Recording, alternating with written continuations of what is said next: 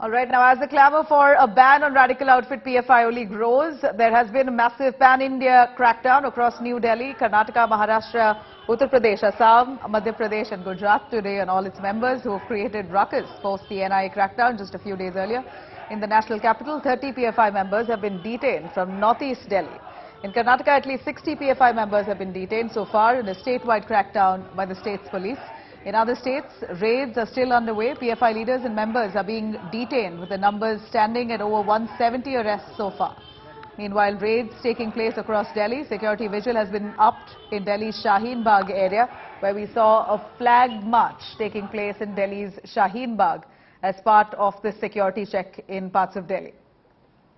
Let me cut across to Amit Bhardwaj, joining us live from Shaheen Bagh. Amit, we see that the Delhi police has now stepped up its vigil, especially in parts of Shaheen Bagh where the anti-CAA protests had erupted. We saw a flag march taking place as well. What was the reason for this kind of security alert there? Well, Nabila, we know for a matter of fact that the Pan-India crackdown on Popular Front of India and its network had started on September 22nd. 15 states, several locations, several leaders being raided, detained and eventually arrested by the National Investigation Agency as well as Enforcement Directorate. And that day as well, we had seen that in Tamil Nadu, there were violent protests by the PFI activists. There were aggressive protests by PFI activists and its different outfits in Kerala. And similar protests had erupted in other states as well. However, in Delhi, the permission for organizing such protests were denied by Delhi police.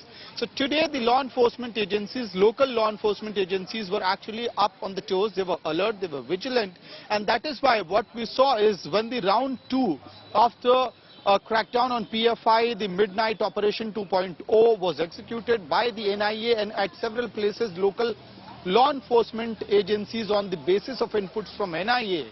What we saw was the security was on alert mode.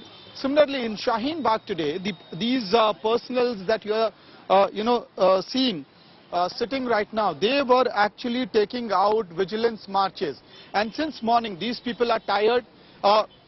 In the morning, they took out a vigilance march, flag march from Shaheen Bagh police station to Kalindi Park.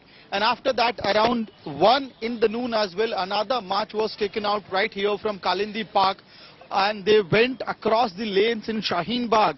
And Nabila, we were also speaking to the local residents out there.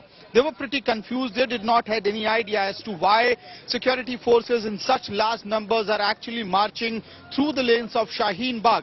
So clearly, two reasons. Number one, maintenance of law and order while the raids were being conducted. Number two, to send across a message that peace and tranquility is going to be maintained in this area, law and order is going to be maintained in this area, and anybody who tries to disrupt that process will be taken up by the law enforcement agencies quite seriously.